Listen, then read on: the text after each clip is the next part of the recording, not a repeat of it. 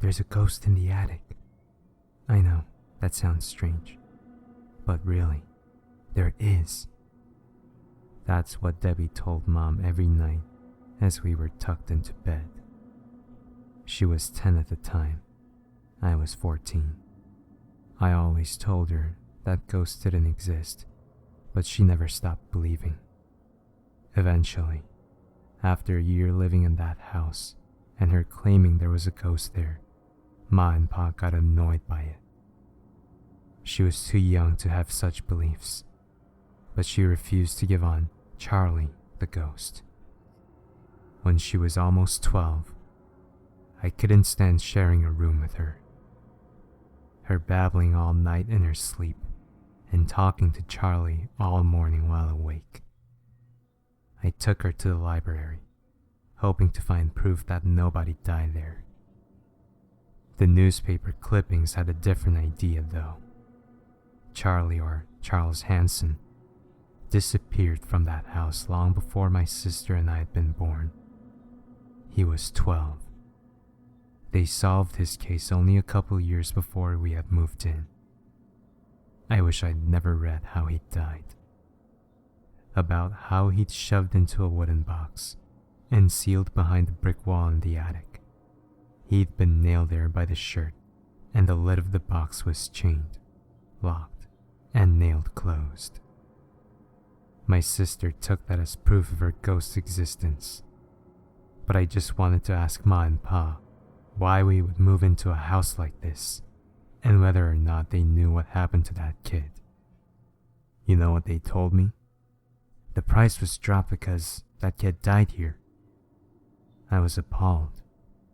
Then, in the middle of the night, my sister disappeared from her bed.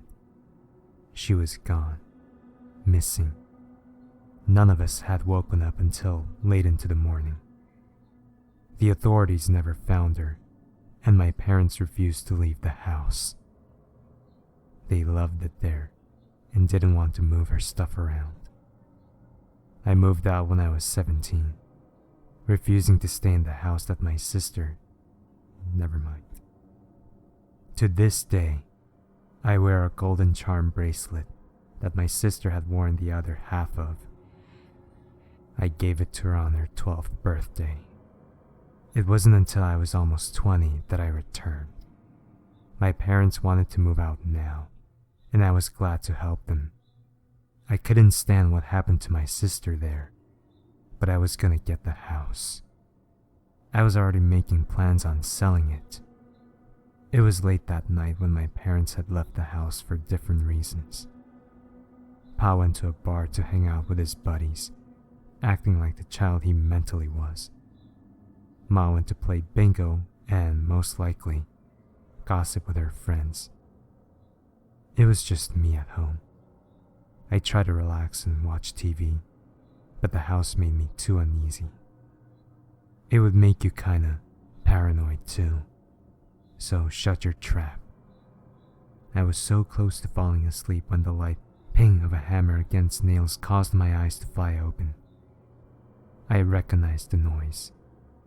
I'd heard it in my dreams the night my sister disappeared, and it's reoccurred in my nightmares ever since. I flung off the couch and down the hall to the attic entrance.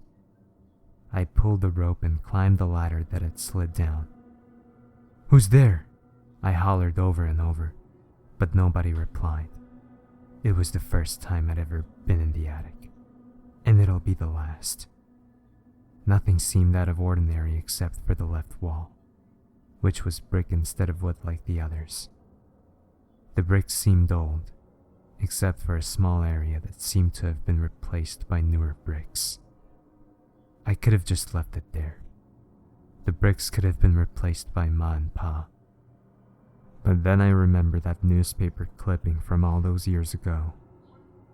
I quickly searched the boxes, looking for something to smash the wall in. I settled for a hammer. I bashed it against the wall, over and over again, until a pungent smell wafted out.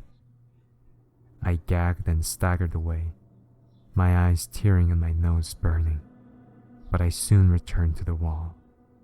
I dug at the bricks with my hands until a simple wooden chest was visible.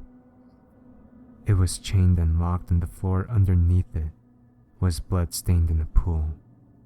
A key sat beside it. I quickly unlocked the chains, tears continuing to fall as I opened the lid. But this time, it wasn't because of the smell of rot. It was because of the small body inside. The blood-stained pajamas. The hair that had fallen out in chunks.